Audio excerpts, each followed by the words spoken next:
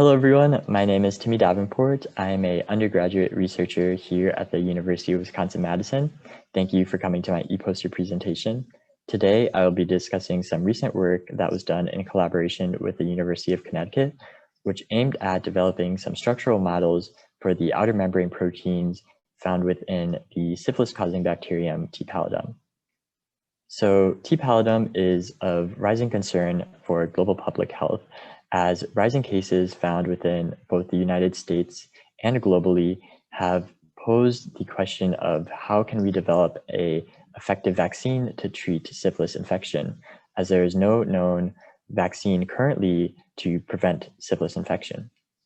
So this has been challenged by some previous observations that there are a low outer membrane protein count found within the outer membrane of the syphilis pathogen. And while conventional vaccines aim to locate and target these outer membrane proteins, it has been a challenge for syphilis vaccines because there is a low abundance of these proteins.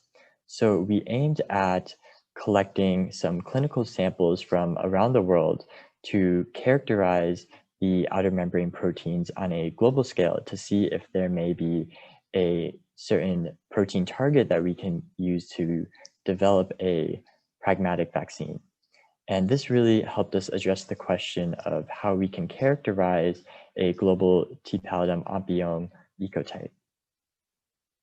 So previous observations in our lab have noted that a strain derived from a Mexico sequence that contained a single amino acid residue substitution eliminated the antibody response found within patient sera, which is of significant interest for a clinical application, as this discovered how just a single amino acid substitution prevented the host from recognizing the pathogen on an immune response scale. So this really brought out the idea that bacteria can protect themselves against a host immune response by varying their sequences within their extracellular loops, as this residue was conferred within an extracellular loop sequence, and that we really have a lackluster understanding of these residue substitutions on a global scale in terms of T. pallidum OMPeome variability. So what we found through our assessment of the 74 genomic sequences is that there is actually a spectrum of variability found within the members of the outer membrane protein family, or the OMPeome.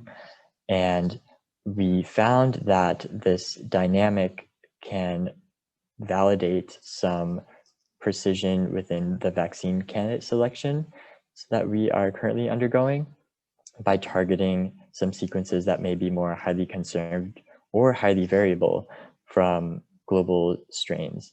And we also were able to formalize a cataloging of the residue substitutions that were taking place.